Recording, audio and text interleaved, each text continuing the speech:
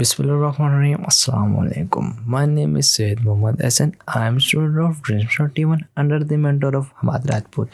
Today topic e-commerce and Amazon. What is e-commerce and commerce? Commerce. The commerce means buying and selling a good product on your shop like physically. E-commerce.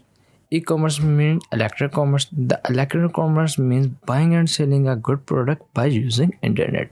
Three type of e-commerce: B2B, business to business; B2C, business to consumer; C2C, consumer to consumer.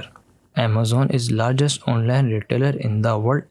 As being an Amazon retailer, Amazon allow individuals and businesses to sell their product online on its website. Why Amazon? Amazon did $386 billion sales in 2021. Amazon is the largest fulfillment center in the world.